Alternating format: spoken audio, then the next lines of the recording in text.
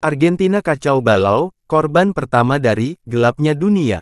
Dikutip dari CNBC Indonesia, Argentina tampaknya menjadi negara pertama yang tumbang akibat kekacauan global.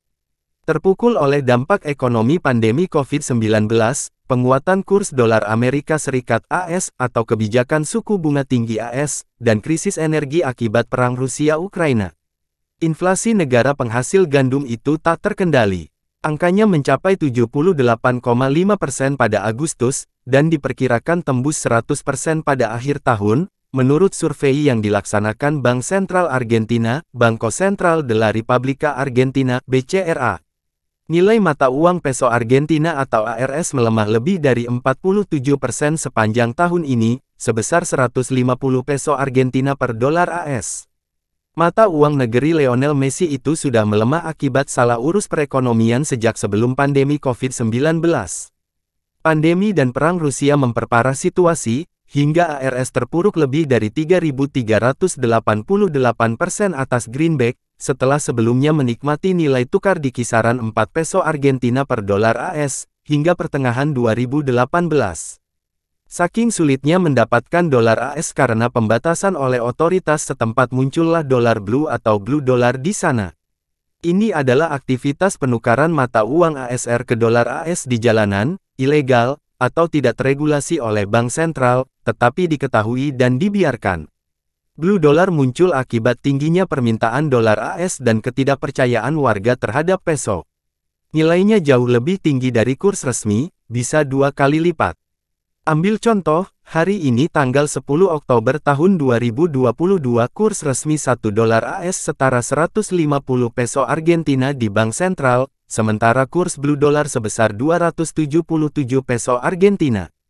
Berbagai media melaporkan, ketidakpercayaan terhadap peso dan keterbatasan dolar AS membuat warga kini menggunakan sistem barter untuk bertransaksi kebutuhan pokok. Warga di sana bahkan menggunakan forum grup di Facebook sebagai media bertukar informasi kebutuhan, untuk kemudian menentukan lokasi untuk eksekusi barang. Misalnya di tempat-tempat umum seperti stasiun kereta api. Tingginya biaya hidup membuat mereka menukarkan apa saja untuk mempertahankan nyawa. Ada yang menukarkan pakaian untuk sekantung gula, atau apapun untuk sekedar memenuhi kebutuhan pokok.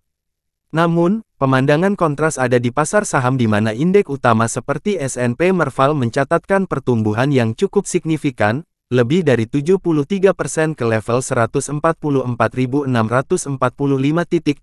sepanjang tahun ini. Argentina menjadi persis seperti Indonesia setelah krisis moneter 1997. Menggantungkan cadangan devisa dan pembiayaan negara dari lembaga donor, Dana Moneter Internasional (IMF). Akhir pekan lalu, Dewan Eksekutif IMF kembali menyetujui review kedua dari program fasilitas pembiayaan tambahan senilai 44 miliar dolar, tanpa meminta syarat pencairan apapun.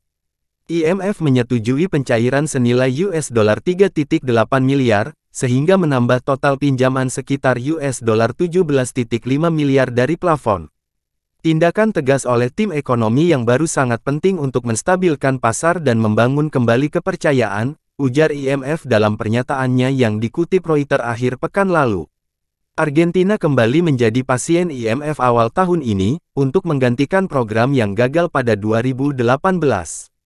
Program pinjaman baru ini disetujui IMF dengan sejumlah target ekonomi, seperti memperbaiki cadangan devisa yang menipis, dan mengurangi defisit fiskal primer untuk memperbaiki keuangan negara.